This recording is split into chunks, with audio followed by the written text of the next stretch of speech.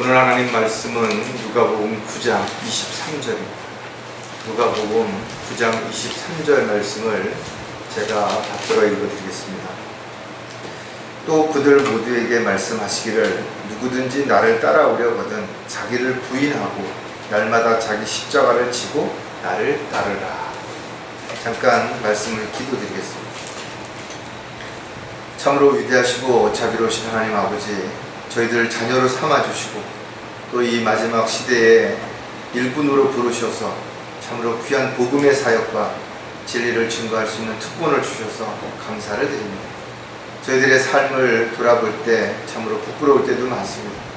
그러나 저희들이 정신을 차리고 깨어있는 가운데 주님의 뜻과 계획에 합당한 도구로 쓰임받을 수 있도록 다시 한번 저희들에게 지혜와 능력을 더하여 주시고 또 다시 오실 주님을 간절히 소망하며 기다리는 가운데 각자에게 맡겨진 일들을 잘 감당할 수 있도록 힘도 또 능력도 믿음도 허락해 주시옵소서.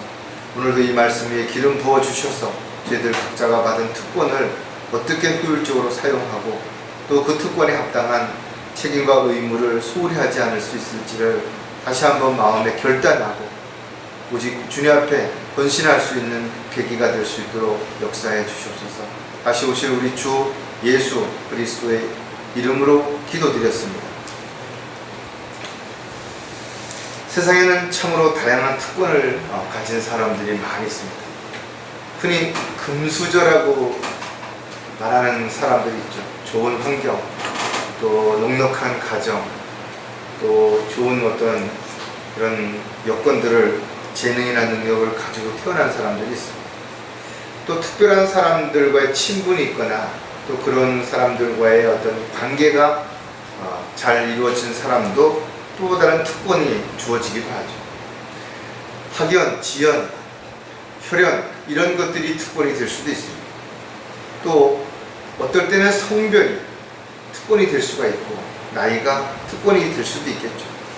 조직이라든지 회사라든지 기업이라든지 어떤 단체라든지 이런 데 소속이 되어 있느냐 그렇지 못하느냐가 또 특권이 될 수도 있어요. 또 어떤 자격증을 가지고 있느냐 어떤 특별한 경험이 있느냐 이런 것도 특권이 될 수 있을 것입니다. 세상에는 이렇게 특권을 많이 가진 사람들이 보다 다른 사람들보다 좋은 조건 또 좋은 기회를 얻는 것 분명 사실일 것입니다. 그래서 이런 특권을 가진 사람들이 당연히 부러움의 대상이 될 수 있고 또 자신도 그런 특권을 갖기 위해서 이런저런 수단과 방법을 가리지 않고 불법을, 편법을 쓰는 그런 사람들도 늘어나는 것입니다. 그러나 세상에서 받는 특권이 아무리 크고 대단하다 하더라도 구원받은 그리스도인들이 받는 특권에 비하면 아무것도 아니라는 것입니다. 따라서 저와 여러분이 어떤 특권을 받았는지 또 앞으로 받게 될 것인지를 진지하게 한번 생각해 본다면 이 세상에서 누리는 것들 이 모두가 정말 더덥고 헛되다라고 자신도 모르게 그렇게 말할 수 있게 분명히 될 것입니다. 물론 세상에는 구원받은 사람들도 많지 않지만 구원받았다고 해서 주님을 믿고 따르는 그런 사람들은 찾아보기 더더욱 어려운 것이죠. 왜냐하면 주님을 따르는 것이 결코 쉽지 않기 때문에 그렇습니다. 자신을 부인하고 십자가를 지려고 하는 그런 마음의 자세가 되어 있지 않는 한 다시 세상으로 돌아가고 적당히 양다리를 거치려고 하는 사람들이 너무나 많기 때문에 그런 것이죠. 저와 여러분이 하나님의 자녀예요.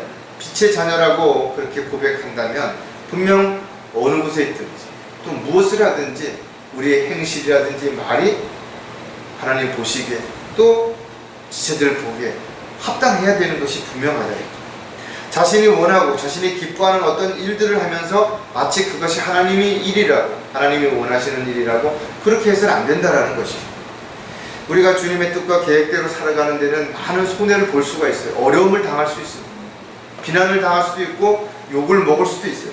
그럼에도 불구하고 우리는 왜 참고 또 기다리고 견뎌내는 것인가요? 주님의 약속이 이루어지는 것을 믿기 때문에 그런 것입니다. 따라서 우리가 힘들 때일수록 주님은 우리를 외면하지 아니하시고 그 힘든 과정들을 이겨내고 또 우리가 각자가 해야 할 일들을 감당할 수 있는 능력을 허락해 주시는 것입니다. 그래서 우리는 힘들 때 염려하거나 낙담할 필요가 없습니다. 주님 앞에 무릎을 꿇고 주님 주신 지혜와 능력을 통해서 이 어려움을 극복할 뿐만 아니라 오히려 그런 과정들을 통해서 주님의 영광을 드러내는 주님의 도구로 쓰임받을 수 있는 기회가 주어지기 때문에 그런 거지. 자, 그렇다면 오늘 설교 제목은 주님을 따르고자 할 때 주어지는 특권. 참으로 많이 있습니다. 그런 특권들을 우리가 다 일일이 살펴볼 수는 없죠. 그러나 그 중에서 몇 가지를 살펴보려고 하는데, 어떠한 이유로든 간에 우리는 주님의 종이라면 주님의 명령을 거부해서 안 되는 것입니다. 거역해서는 더더욱 안 되는 것입니다. 주님께서 우리에게 무엇인가를 요구했다면 우리는 당연히 거기에 순종해야 되는 거죠. 그것이 힘들고 어렵다 할지라도 기쁨으로 자원해서 그 일을 반드시 이루어 가야 되는 것입니다. 또 우리는 그리스도의 군사로서 영적 전쟁이 일어났을 때 자신의 목숨을 살려고 도망가는 그런 어리석은 자가 되서는 안 된다. 오히려 주님을 위해서 자신의 생명을 내어놓을 때 살 수 있는 것입니다. 따라서 그리스도인들은 자신에게 주어진 특권을 향유하고 그 특권을 누리는 것만 전전긍긍할 것이 아니라, 하나님께서 나에게 어떤 특권을 주셨다면 그 특권을 올바로 사용함에 있어서 책임과 의무를 절대로 소홀해서는 안 되는 것입니다. 단지 그리스도인이라고 해서 모든 특권을 누릴 수 있는 건 아니라는 것입니다. 특권이 우리에게 주어졌다고 해서 모두가 내 마음대로 내가 원하는 대로 누릴 수 있는 것도 아니라는 것입니다. 주님께서 나에게 특권을 주신 것은 그 주님이 기뻐하시고 원하시는 일들을 위해서 특권을 주신 것이에요. 따라서 이 특권을 올바르게 사용하지 않는다면 오히려 이것은 주님의 이름을 욕되게 하는 것이고, 또 자신이 주님의 이름을 앞세워서 자신의 배를 불리려고 하는 어리석은 자가 될 수도 있기 때문에 그렇습니다. 따라서 성경을 통해서 우리가 알 수 있는 것은 주님께서 주님을 따르고자 하는 자들에게 주시는 특권은 늘 달콤하고 따뜻하고 편안하지만은 않다라는 것입니다. 오히려 시련과 역경과 고난이 끊임없이 다가오기 때문에 많은 사람들이 이와 같은 특권을 받았음에도 불구하고 그것을 외면하고 세상으로 돌아가서 육신적으로 자기가 원하는 삶을 살아가는 사람들도 너무나 많이 있다는 것입니다. 주님을 따르고자 하는 그리스도인들, 바로 저와 여러분이 어떻게 그 특권을 사용해야 될 것이며 또 그 특권을 사용함에 있어서 어떤 자세로 살아가야 될 것인가는 사도 바울이 우리에게 너무나 자세하게 권면하고 있기 때문에 그렇습니다. 저와 여러분이 영원히 살 수 있는 영생을 선물로 받은 것 너무나 감사하죠. 또 우리가 부활의 산 소망을 가지고 살아가고 있기 때문에 우리의 몸이 영광스러운 주님의 몸과 같이 변모될 것에 대한 기대 너무나 감사한 일이죠.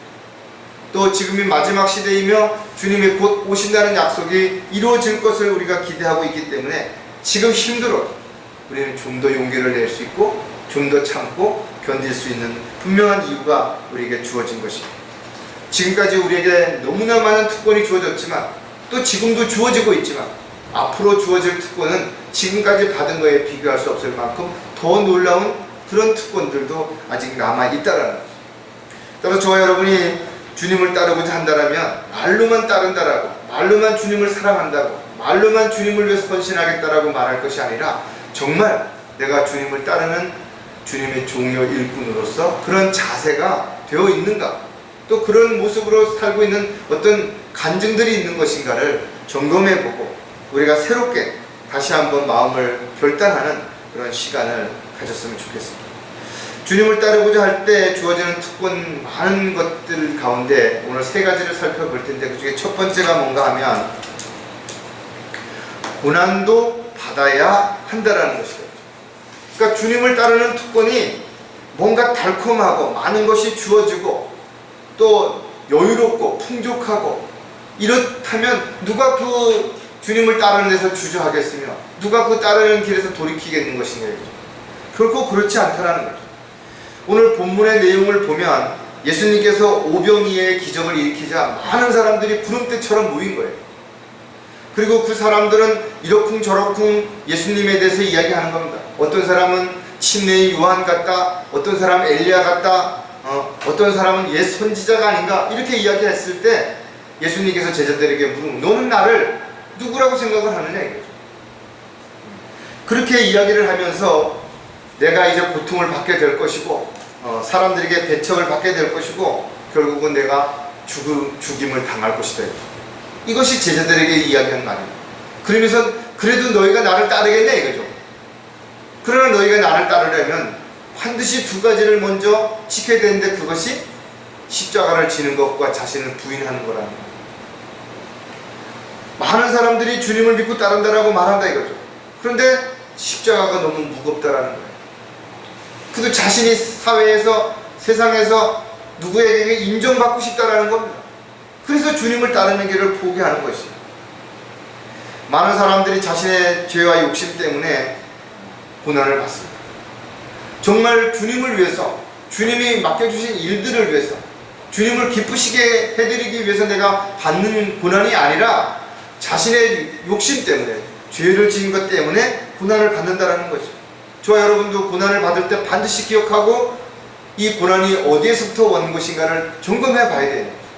그것이 자기의 욕심 때문인지, 마귀의 술책에 넘어가서인지, 아니면 하나님께서 정말 나를 시험하시기 위해서, 더 큰 일들을 맡기시기 위해서 주시는 고난인지, 나를 더 튼튼하게 강력한 그리스도의 군사로 만들기 위해서 주시는 고난인지를 반드시 기억해야 되고, 주님이 허락하신 고난이라면 기뻐하라는 것이죠.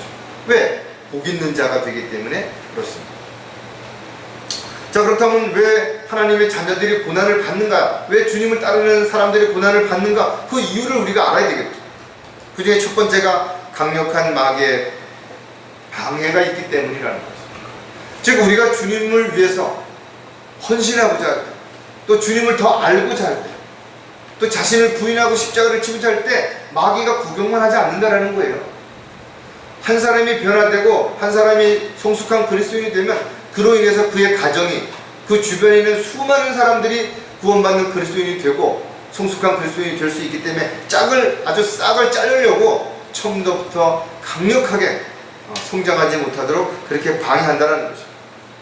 따라서 우리가 어떤 주님을 위해서 뭔가를 시작하는 것도 어렵지만 그 시작한 것을 지속하는 것은 훨씬 더 어려운 것입니다. 처음에는 누구나 많은 사람들이 새로운 거니까 호기심에 또 뭔가 좋은 일이 있겠지 하고 기대를 가지고 시작할 수 있어요. 그러나 막상 시작해보니 많은 문제들이 생기고 어려운 일들이 일어나는 것입니다. 그래서 포기하는 것이죠. 우리가 구원받은 이후에 주님을 따르겠다라고 고백하고 그렇게 살려고 했는데 살다 보니까 경제적으로도 어렵죠. 친구들과의 관계 여러 가지가 힘들어지니까 슬며시 자기도 모르게 믿음의 대열에서 한 발짝 물러나는 것입니다.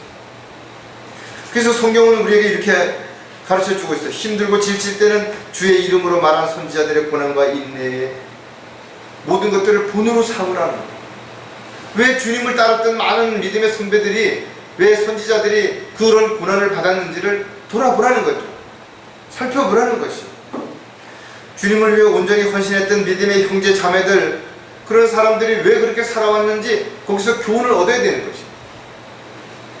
사도 바울은 수없이 감옥에 갇혔고 아시아에서는 아주 극심한 압박을 통해서 견딜 만한 힘을 잃어 심지어는 삶의 절망에까지 이르렀다고 스스로 고백했다.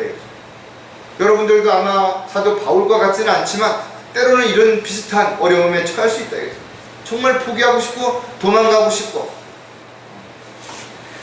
야고보 또한 야고보서 5장 11절에 보면 보라 우리는 견디어내는 자들을 복 있는 사람들로 여기나니 너희가 욥의 인내를 들었고 또 주의 결말을 보았거니와 주는 인정이 힘이 많으시고 자비로우시다.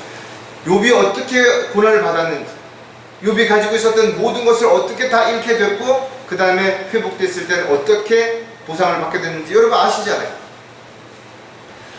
하나님께서는 그리스도인들 역시 어떤 처함, 어떤 어려움에 처한다 하더라도 결코 외면하지 않으시는 것이, 늘 함께 하시겠다라는 것입니다. 사도 바울이 끝까지 참고 견딜 수 있었던 힘이 어디에서 나온 것인가? 그가 수많은 박해와 고난을 어떻게 견디는 것인가? 그는 이렇게 고백하네요. 모든 것 가운데서 자신을 구해내신다고 나는 확신하고 있느라. 절대로 주님이 나를 버리지 않는다는 사실을 확신했다는 거죠. 디모데에게도 그래서 훌륭한 군사로서 너는 고난을 견뎌내고 끝까지 믿음을 지키라. 저와 여러분 동일합니다. 어떠한 경우에도 정신을 차리고 고난을 견디며 전도자의 일을 하고 직무를 완수한다면 주님께서는 우리를 끝까지 지켜주실 것이고 보호해 주실 것이 분명한 것이죠. 우리는 이렇게 주님을 믿고 주님을 따르기 위해서 고난을 받는다면 잘하는 일이고 그 고난은 반드시 보상이 뒤따른다는 것을 절대로 잊어서는 안 되는 거죠. 고난을 받아야 하는 또 다른 이유가 뭔가 하면 복 있는 자들이 될 수 있기 때문이라는 거죠. 다시 말해서 고난을 받지 않거나 고난 받을 수 있는 기회가 왔는데 외면해버리면 그는 스스로 복을 걷어찬다라는 거죠. 고난이 복이라는 사실을 세상 사람들은 이해할 수도 없고 그걸 받아들일 수도 없겠죠.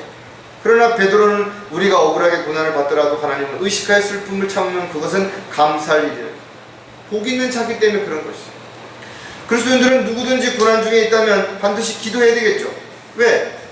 그 고난을 견뎌내기 위해서는 지혜도 필요하고 힘도 필요하고 능력도 필요하고 환경과 여건도 조성되어져야 되기 때문에 그렇습니다. 그러나 고난이라고 하는 것을 피하기 위해서 외면하거나 도망해서는 안 된다는 것입니다. 오히려 참고 견뎌낼 때 그 고난을 통해서 우리는 더 강력한 그리스도의 군사가 될 수 있는 것이고 더욱더 우리의 믿음이 견고해지고 강력해질 수 있기 때문에 그렇습니다. 특히 고난을 통해서 우리는 그리스도의 영광에 참여할 뿐만 아니라 그리스도의 심판석 앞에서 상과 유업을 받는다는 사실을 절대로 잊어서는 안 되는 것입니다. 베드로전서 3장 14절에 보면 그러나 너희가 의를 위하여 고난을 당한다면 복 있는 자들이니 그들의 위협에 두려워하지 말고 동요되지도 말아요. 로마서에서도 그랬죠. 너희는 하나님의 상속자라는 거죠. 그렇다면 그 상속을 받기 위해서는 반드시 주님과 함께 고난에 동참해야 된다는 거예요. 어떤 경우에도 두려워하거나 불안해할 필요가 없다는 것입니다. 디모데후서에서도 보면 그런 연유로 내가 이러한 고난을 당해도 부끄러워하지 아니하노니 이는 내가 믿은 분을 알고 내가 위탁한 것을 그날을 대비하여 그분께서 능히 지키실 줄을 확신하리라. 그리스도인들은 하나님의 능력에 따라 복음을 위하여 고난의 동참자가 되어야 되는 것입니다. 왜? 그 일이 하나님이 가장 기뻐하시는 일이고 천하보다 귀한 혼을 이겨오는 것이야말로 주님 앞에 섰을 때 가장 큰 상과 유업을 받을 수 있는 기회가 주어지기 때문에 그렇습니다. 따라서 저와 여러분이 어떤 이유로든 간에 주님이 기뻐하시는 또 주님이 원하시는 일들을 위해서 고난을 당하고 있다면 감사하라는 거죠. 복 있는 자들이기 때문에 그렇다라는 거예요. 세상에서는 돈과 명예, 권력을 얻은 사람들이 복 있는 사람이 될지 모르지만 주님 보시기에는 주님을 위해서 힘들지만 어렵지만 또 고통스럽지만 참고 견디고 이겨내는 사람이 진정한 복이 있는 사람입니다. 우리에게 주어진 시간들 얼마나 남아있는지 아무도 알 수 없습니다. 좀 더 잘 먹고 잘 살고 편안하게 살 수도 있지만 주님을 기뻐하시게 해드리기 위해서 좀 더 힘들고 어렵지만 스스로 참고 견디고 이겨낼 수 있다면 곧 주님을 만났을 때 어떤 결과가 이루어질지 너무나 우리는 분명하게 알고 있는 것입니다. 고난을 받아야 하는 또 다른 이유가 있다면 그것은 놀라운 보상을 받을 수 있기 때문이라는 거죠. 세상에 그 어떤 것도 보상이 주어지지 않는다면 사람들은 그 일을 지속하기 어려울 것입니다. 명예, 권력, 부, 인기 이런 것들이 주어지기 때문에 사람들은 자신을 희생하는 것입니다. 많은 사람들이 부귀영화를 꿈꾸며 애쓰고 노력하고 또 참고 있죠. 허리띠를 졸라매고 있다 이거죠. 근데 누가 보장하는 것인가? 또 이루었다고 해서 그것이 과연 얼마나 지속될 수 있는가? 아무도 모르는 것입니다. 열심히 일해서 돈 벌어서 살만하니까 생각지도 않은 질병에 사고로 아무것도 누릴 수 없는 그런 사람들도 있죠. 왜? 하나님께서 많은 것을 주셨어도 향유할 수 있는 특권을 주시지 않았기 때문에 그렇다는 거죠. 따라서 그리스도인들은 하나님의 원칙을 반드시 기억해야 된다 했죠.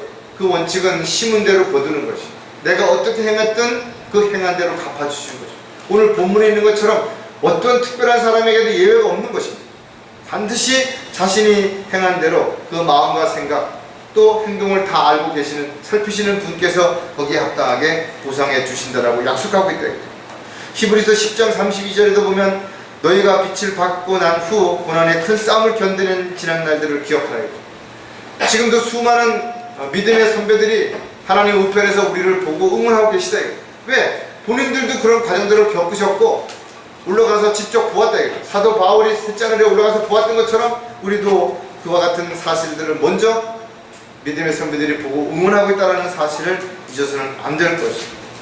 구원받은 이후에 저와 여러분이 어떻게 살았든 그 살았던 결과에 따라서 주님 앞에 서게 되는 날 반드시 상과 유업으로 보상을 받게 될 것입니다. 하나님의 약속을 믿고 헌신하며 고난을 자초한 그리스도인들은 칭찬과 함께 잘했다고 하나님 앞에 보상을 받게 되겠지만, 다 알면서도 그렇게 살지 않았다면 수치와 부끄러움을 당할 수밖에 없다는 것. 누구나 이 죄악된 세상에서 믿음을 지키고 주님을 따른다는 것은 쉽지 않은 것입니다. 그래서 많은 사람들이 알았으면서도 돌아간 것입니다. 세상으로 간 것입니다. 지금도 많은 사람들이 알면서도 모른 척하고 외면하고 있는 것입니다. 하지만 주님을 위해서 고난과 어려움을 당하고 있다면, 손해를 보고 있다면 여러분 용기를 내시고 힘을 내라. 잘 참고 견뎌내면 비교할 수 없는 상과 유업이 반드시 보상되게 될 것입니다. 이것은 하나님의 약속이고 절대 변하지 않습니다. 따라서 저와 여러분이 고난받는 걸 두려워할 이유도 없고 불평할 이유가 없죠. 왜? 고난을 반드시 이겨내야 될 것이고, 이겨내면 거기에 따른 엄청난 보상이 뒤따르기 때문에 그렇다라는 겁니다. 자, 두 번째, 주님을 따르고자 할 때 주어지는 특권이 무엇인가 하면 온전히 헌신해야 한다는 것이 됩니다. 우리가 주님의 종이 되었다면, 주님의 일꾼이 되었다면, 그리스도의 군사가 되었다면 이제는 자신의 생명까지도 모두 아낌없이 주님 앞에 내어놓을 수 있어야 되는 것입니다. 이것이 진정한 헌신이라는 겁니다. 단지 가진 물질의 일부를, 시간의 일부를, 자신이 가진 재능의 일부를 내어놓고 나는 헌신했다라고 말하는 것은 합당하지 않은 것입니다. 물질뿐만 아니라 모든 것들을 주님 앞에 온전히 내어드리되 자원에서 기쁨으로 드리는 자를 하나님은 사랑하신다고 했어요. 저와 여러분은 누구도 부인할 수 없는 하나님의 피로 값을 치르고 사신 주님의 것임을 우리는 분명히 인정해야 될 것입니다. 그렇다면 주님의 것을 주님 앞에 드리면서 무슨 생색을 낼 수 있냐, 그것을 어떻게 희생이라고 말할 수 있냐라는 것이죠. 주님을 따르기 위해서는, 그래서 사도 바울은 자신의 욕심을 십자가에 못 박으라는 것, 정욕을 못 박으라는 것입니다. 그렇지 않은 그 정욕이 살아서 자신을 육신의 만족을 위한 그런 세상적인 어떤 것으로 끌고 가는 것입니다. 자신이 가진 것을 주님을 위해서 버리지 못하는 사람들은 절대로 주님을 따를 수 없게 되는 것입니다. 그래서 주님은 우리에게 너희가 나를 따르고자 하냐? 그럼 자신을 부인하라는 것입니다. 또 자신을 부인하지 못하는 사람들은 주님의 명령에 순종할 수가 없죠. 십자가를 질 수가 없어요. 너무나 무거운 거예요. 너무나 벅찬 거예요. 왜 하필이면 나에게, 왜 나만 이런 어려움을 왜 감당해야 되느냐 이거죠. 다른 사람들은 다 편하게 살고 다 풍족하게 살고 여유있게 사는데 왜 나만 그러냐. 그럼 여러분 한번 돌아보시래요. 많은 것을 가져도 늘 불평하고 부족하다고 남을 탓하고 어떻게 하면 더 좋은 거를 가질까, 그렇게 불법을 행하는 그런 사람들이 있다. 그런 사람들의 삶이 행복할 것인가 이거죠. 늘 쫓기듯이 불안해하는 사람들이 행복할 것인가, 절대 그렇지 않다라는 것이. 주님을 따르는 사람들은 자신의 뜻이나 계획이 아니라 정말 주님의 뜻과 계획에 합당한 삶을 살아야 되는 것이. 그렇게 살기 위해서는 자신의 마음의 자리를 주님께 내어드려야 되는 것이. 그래서 하나님께서 성령으로 내 안에 오셔서 내 안에 마음의 보좌의 자리에 앉으셔서 나를 주관하셔야 되는 거예요. 나는 그 자리에 앉으신 주님을 따르기 위해서 자신을 부인하고 철저하게 주님 앞에 자신을 헌신할 수 있는 그런 삶이 반드시 되어야 된다 이거죠. 자, 왜 온전히 헌신해야 하는가? 그 이유를 또 몇 가지 생각해 보면 자신을 부인해야 하기 때문이라는 거죠. 아담의 옛 성품을 가진 사람이라면 욕심으로부터 자유할 수가 없어요. 눈으로 보는 것에 마음을 뺏길 수밖에 없다는 거죠. 그래서 세상을 바라보지 말고 세상에 있는 것들을 사랑하지 말고 주님을 바라보라는 것이. 구원받았다고 해서 하루아침에 생각이 또 마음이 어떤 성품이 180도로 바뀌어지는 거 아니라는 것이죠. 영적으로 성장하지 못하면 구원받았다고 하더라도 세상 사람들과 다를 거 없어요. 어린아이처럼 늘 투정하고 뭔가를 해주기를 바라고 불평하고 자기만 바라보고 자기만 인정해주고 칭찬해주기를 바란다 이거죠. 그래서 어린아이, 영적으로 어린아이와 같기 때문에 나이가 먹어도 사회적인 지위가 있어도 여전히 어린아이처럼 칭얼대고 불평하고 어리광을 부리고 그렇게 한다라는 거죠. 따라서 헌신의 기본은 자신을 부인하는 데서부터 시작이 되는 겁니다. 그래서 침례부터 시작이 되는 거예요. 공개적으로 나는 이제 하나님 자녀고 그리스도의 군사다 이거죠. 나는 이제 주님을 위해서 나는 죽었고 주님의 은혜로 다시 살았기 때문에 나는 사나 죽으나 오직 주님을 위해서 살겠다 이거죠. 그래서 마태복음 16장 24절에도 보면 동일하게 그때 예수께서 제자들에게 말씀하시기를 누구든지 나를 따라오려거든 자기를 부인하고 자기 십자가를 치고 나를 따르랬죠. 누가복음에도 그렇게 나와있죠. 마태복음에도 그렇게 나와있죠. 실질적으로 많은 부분에서 동일하게 그렇게 나와있다 이거죠. 마가복음에도 동일한 내용이 있다. 많은 사람들이 알지만 그렇게 하지 않는다 이거죠. 주님을 따르기 위해서 자신을 철저하게 부인해야 되는데 그렇게 못하는 거예요. 십자가를 져야 되는데 그 십자가를 끌고 간다 이거죠. 팽개친다 이거죠. 가정을 위해, 교회를 위해, 믿지 않는 사람들에게 복음을 전파하기 위해서 여러분들 자신을 부인해 본 적이 있는가? 또 십자가를 져본 적이 있는가? 그렇다면 여러분들은 그 마음, 또 그 입장, 그 생각을 충분히 할 수 있죠. 내가 왜 저 사람한테 저런 말을 들어가면서까지 복음을 전하려고 애쓰는가?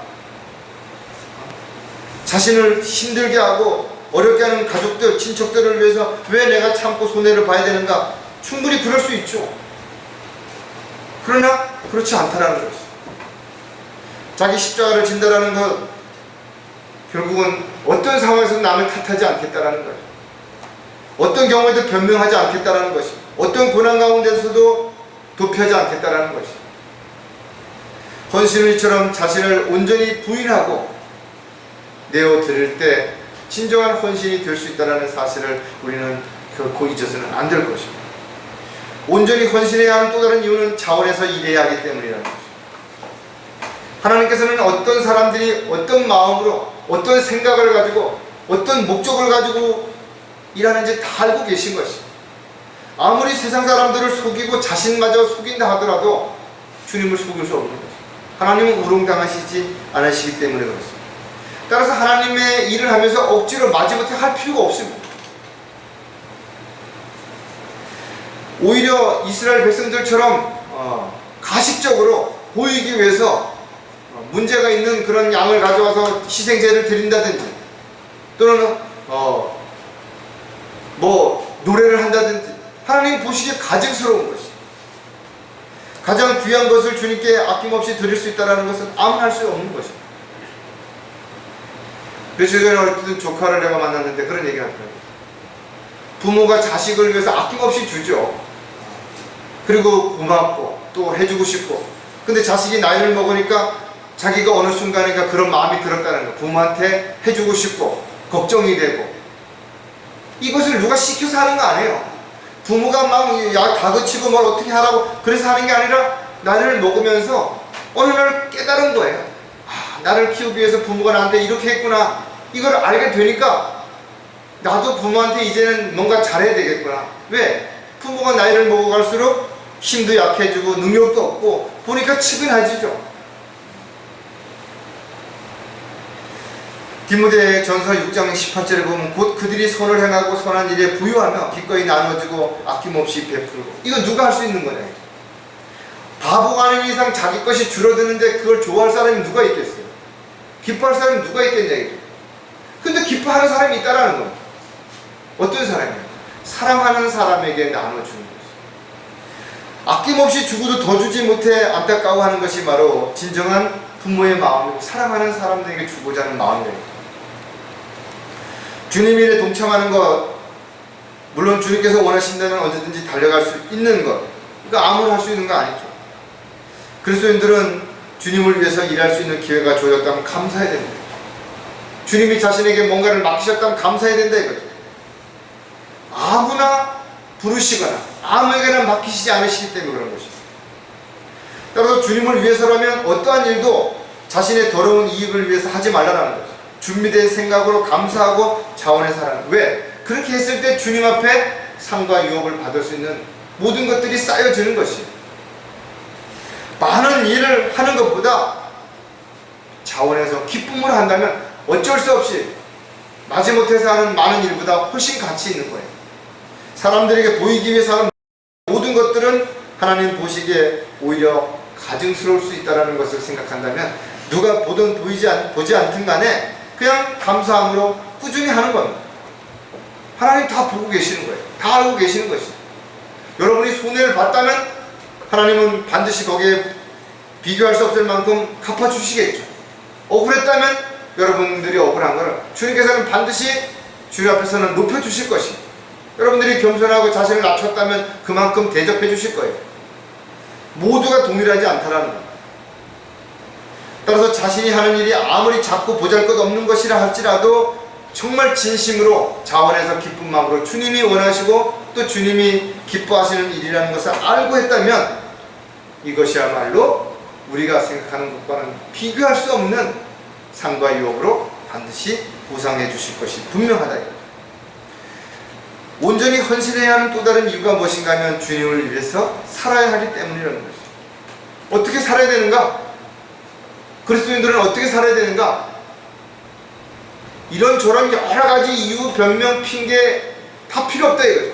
성경은 한마디로 주를 위해서 주님이 원하시는 삶을 살아야 된다는 거예요. 베드로는 육체 안에서 자기의 남은 때를 더 이상 사람의 정욕을 따라 살지 않고 하나님의 뜻을 따라 살라 했죠. 그래서 어떻게 살았어요? 두려움 가운데 이 세상에서 나그네 시절을 보내라는 거죠.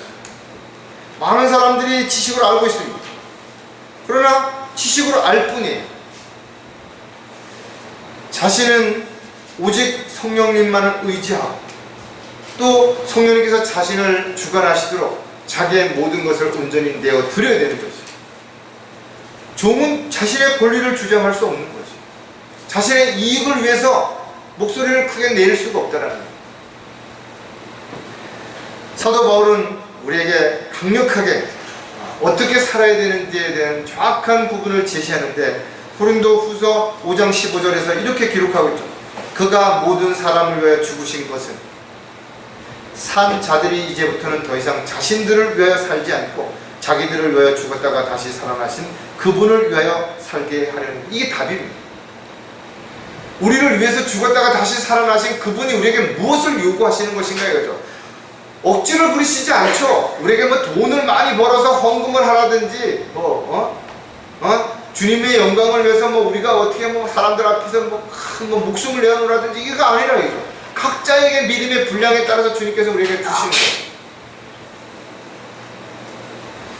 따라서 더 이상 자신을 위해서가 아니라 주님을 위해서 살아가야 된다는 것은 특별한 게 아닌 것입니다. 언제 어디서든지 간에 그 주님의 은혜와 사랑을 잊지 않고 살아가는 것입니다. 더 이상 이방인들처럼 허망한 마음으로 행하지 말라는 것입니다. 왜? 이렇게 허망한 마음으로 가식적인 삶을 살아갈 때 그 틈새를 비집고 마귀가 틈타고 들어와서 그를 온갖 속임수와 교활한 술책으로 속인다라는 거죠. 그래서 마지막 때에 많은 사람들이 배교의 물결에 떠내려가는 거예요. 왜?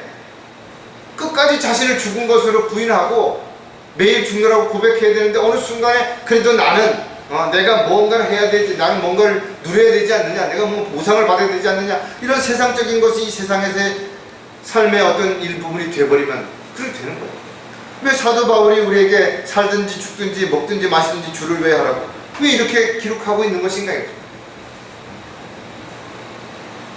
이렇게 살 때만이 자신의 모든 필요를 주님으로부터 공급받는다라고 고백할 뿐만 아니라 자신이 주님을 위해서 기쁨으로 자원해서 헌신할 수 있다라고 말할 수 있기 때문에 그런 것이죠. 주님을 위해서 산다라는 것, 주님을 따른다라는 것, 분명 아무나 할 수 있는 거 아닌 것이죠. 정말 쉬운 것 같으면서도 어렵고 힘든 일이기 때문에 많은 사람들이 중도에 포기한 겁니다. 여러분들이 포기하지 않았다면 지금까지 포기한 사람들이 얼마나 대단한 일을 하고 특별한 일을 하고 사람들 앞에 대접을 받았던 그들의 믿음은 형편없었던 거예요. 여러분들에 비하여. 헌신하지 않으면 누구도 주님을 따를 수 없다 이거죠. 자기 원하는 대로 자기 하고 싶은 대로 하면서 어떻게 주님을 따라가냐고. 이처럼 우리가 주님을 따르고자 할 때 우리에게 달콤하게 즐겁고 신나고 재미있고 그런 특권이 주어지는 것이 아니라 오히려 더 힘들고 어렵고 책임과 의무를 소홀히 해서는 안 되는 이런 특권들이 우리에게 주어지기 때문에 하나님 중심적으로 또 말씀 중심적으로 영적인 삶을 중심적으로 살고자 하는 마음에서부터 세상적으로 돌아가면 결국은 모두 이런저런 핑계를 대고 세상으로 돌아가는 것입니다. 자, 마지막으로 주님을 따르고자 할 때 주어지는 특권이 무엇인가요? 산 소망을 가져야 한다는 것입니다. 왜 산 소망을 가져야 될까요? 소망이 없이는 살 수가 없기 때문에 그런 것입니다. 소망이 없다면 이 세상에서 이걸 견뎌낼 수가 없는 거예요. 기다릴 수가 없는 거예요, 약속을.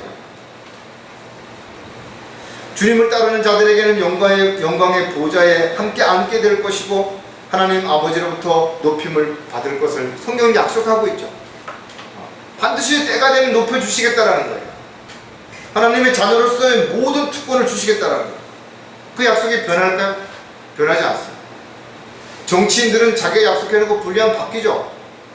하나님의 약속은 바뀌지 않습니다. 문자 그대로 이루어질 것이라는 거죠. 저 여러분이 십자가에 주님과 함께 못 박혔다면 또한 주님과 함께 우리가 부활의 영광스러운 모습으로 변모되는 날이 반드시 오게 될 것입니다. 저와 여러분이 어려움을 지금 겪고 있다면, 고난을 당하고 있다면 그럼에도 참고 있는 이유가 무엇인가? 그것은 주님의 약속을 믿기 때문이라는 것입니다. 어떠한 경우에도 주님을 따르는 것은 그리스도인들은 반드시 주님 앞에 서게 될 것이고 행한 대로 갚아주시는 주님 앞에서 상과 유업으로 보상을 받게 된다는 걸 확신하기 때문에 그런 것입니다. 하지만 현실에 만족한다든지 자신의 안위와 현실의 평안을 먼저 생각하는 사람들은 주님의 영광에 함께하는 것보다는 지금 잘 먹고 잘 살기를 원하겠죠. 그래서 세상의 마음을 뺏기고 세상에 있는 것들을 사랑하게 되는 것입니다. 사도 바울은 우리에게 이렇게 가르쳐줍니다. 이는 현재의 고난들이 우리에게 나타나게 될 영광에 감히 비교하지 못한다고 내가 여기기 때문입니다. 여러분 한번 생각해 보세요. 정말 비교할 수 없는 영광이 우리에게 주어지는 것입니다. 주님과 함께 영광을 받기 위해서 우리는 매일 죽어야 되는 겁니다. 내가 살아나면 고난을 견뎌내지 못하는 거예요. 힘들다고 어렵다라고 불평할 수밖에 없기 때문에 그렇습니다. 지금 주님을 위해서 여러분들이 더 많이 땀 흘리고 더 많이 참고 고통을 받고 있다면 그 모든 것이 비교할 수 없는 상과 유업으로 반드시 보상되어지게 됩니다. 이것이 우리에게 준 산 소망입니다. 몸이 아프신가요? 어디 불편한 데 있으시대? 여러분 걱정할 필요 없대요. 주님 오셨을 때 주님과 같은 영광스러운 몸으로 변모된다. 세상 누가 그렇게 될 수 있냐라는 거예요. 구원받은 그리스도인 외에는 누구도 그렇게 되지 못하기 때문에 천사들조차도 우리를 부러워하죠. 자, 산 소망을 가져야 하는 여러 가지 이유가 있겠지만 그 중에 또 몇 가지를 생각해 보면 뭐니 해도 영광스럽게 변모될 것이기 때문이라는 거예요. 여러분 지금의 모습으로 다시 부활해서 영원히 산다면 만족하겠어요? 잘나고 뭐 건강하고 키 크고 뭐 능력이 있고 그런 사람들은 혹시 뭐 만족할지 모르지만 그렇지 못한 사람들은 오히려 그런 자체가 힘들 거라요. 특히 나이가 많이 먹었다든지 어떤 질병이 있다든지 어떤 사고로 불구가 된 사람은 그 모습 그대로 부활하면 어떻게 되겠어요? 그래서 하나님께서는 주님과 같은 모습으로 영광스러운 모습으로 변모될 것을 우리에게 분명히 가르쳐 주고 있는 것이죠. 따라서 이와 같은 하나님의 약속은 지금 어려운 상황에 있는 사람, 힘든 상황에 있는 사람들에게 가장 큰 소망이 되는 거예요. 가장 큰 힘이 될 수 있는 것입니다. 저도 여러분도 마찬가지입니다. 저 여러분은 영이 거듭나고 혼이 구원받았다 이거죠. 그렇지만 여전히 육신은 아직까지 완전하게 변화되지 않았기 때문에 주님 오실 때까지 우리는 우리의 육신의 몸을 입고 살아야 되기 때문에 때로는 아프기도 하죠. 사고를 나와서 어려움을 겪을 수도 있다는 거죠. 그러나 걱정할 필요 없다는 거죠. 좀 힘들고 불편할 뿐이지 주님이 오시게 되면 놀라운 모습으로 변모될 것이 분명한 것입니다. 고린도후서 3장 18절에도 보면 그러나 유리를 통해 보는 것 같이 수건을 벗은 얼굴로 주의 영광을 보는 우리 모두는 주의 영으로 말미암아 아문 것 같이 영광에서 영광에 이르는 똑같은 형상으로 변모되는 주님과 똑같은 모습으로 빌립보서 3장 20절에도 마찬가지로 하늘 시민권을 가지고 있는 사람은 어떻게 해요? 주님의 영광스러운 몸과 같이 똑같이 변무되는 것이죠.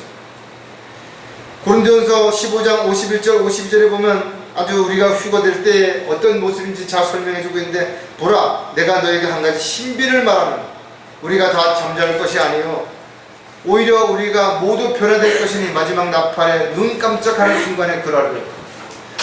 나팔 소리가 나면 죽은 자들이 썩지 아니한 몸으로 일으켜지며 우리도 변화되리라. 저와 여러분이 이렇게 변무될 것입니다.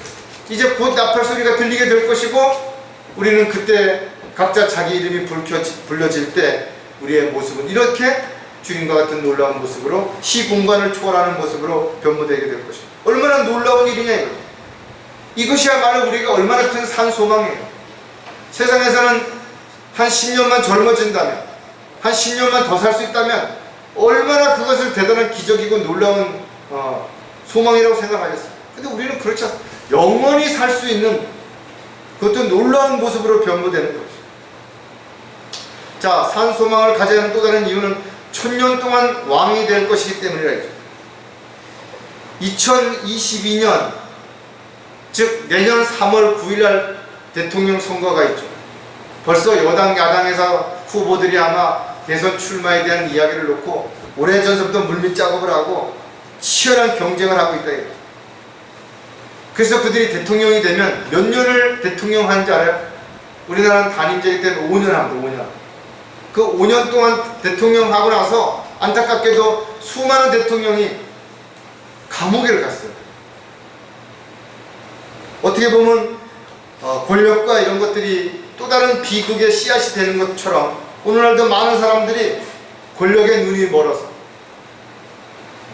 이런 불법을 저지르고 문제를 일으키고 법을 어겨서 이런 비참한 결과를 가져오기도 한다는 거예요.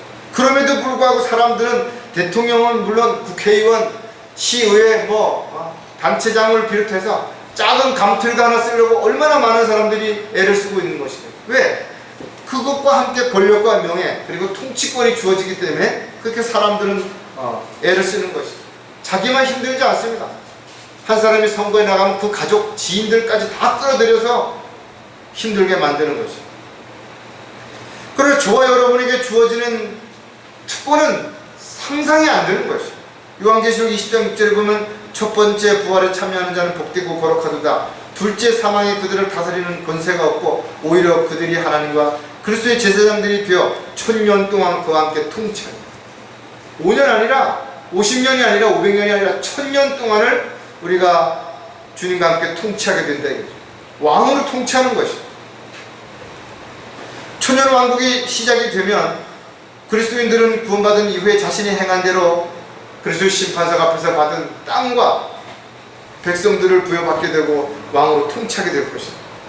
그런데 안타깝게도 구원받은 이후에 아무것도 하지 않고 주님 앞에 서게 되는 사람들은 1000년 동안 왕으로서 기회를 주어졌는데 다스릴 땅도 없고 백성도 없다면 그 무슨 왕이냐는 거예요.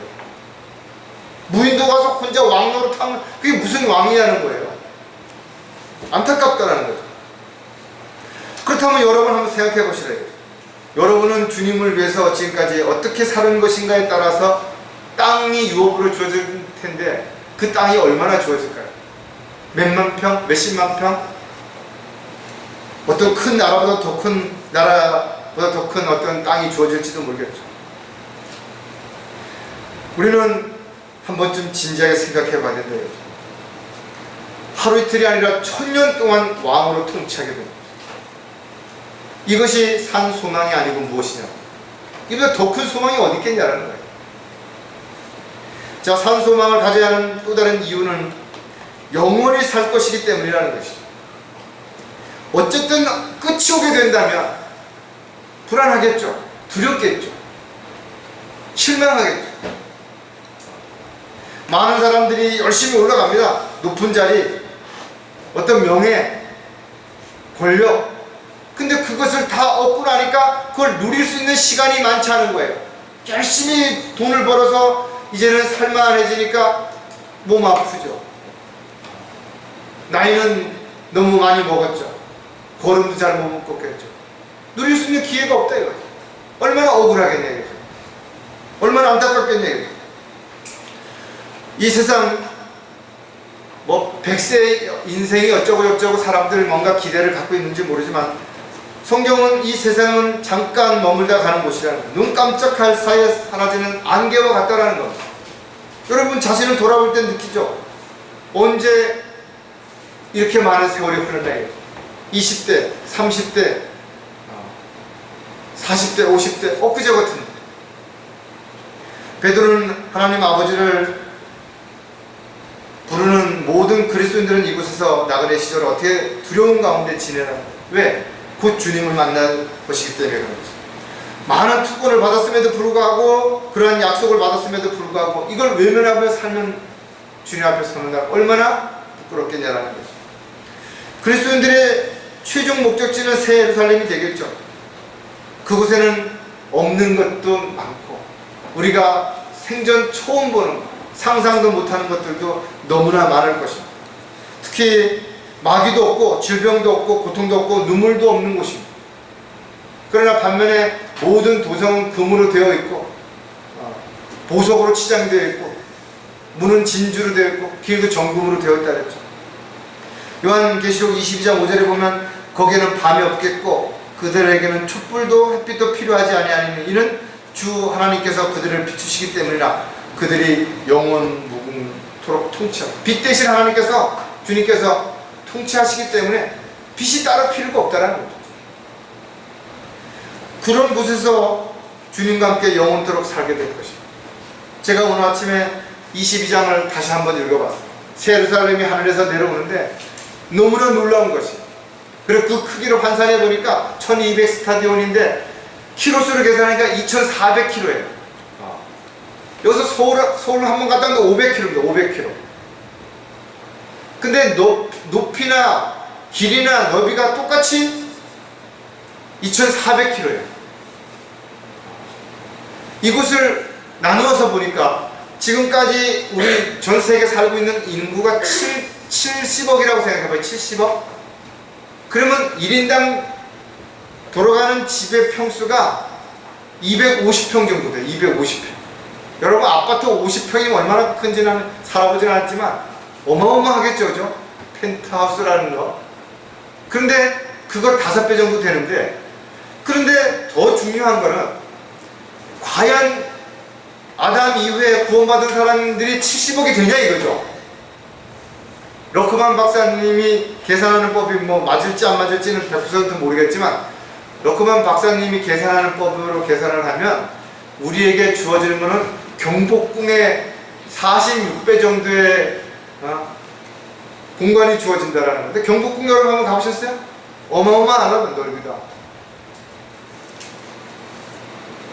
그 아름다운 곳, 그 놀라운 곳에서 저와 여러분이 영원토록 한 5년쯤 살다 나오는 것도 아니라 영원토록 주님과 함께 사는 것.